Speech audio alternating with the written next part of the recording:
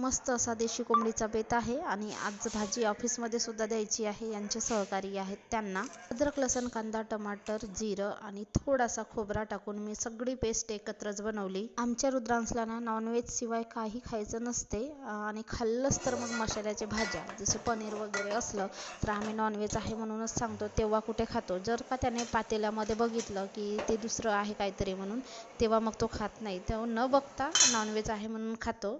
एकदा नॉनव्हेज बनलं की 2-3 दिवस त्याला खायचं असते आणि तो खातो. बरं झालं की फ्रीज आहे आपल्याकडे.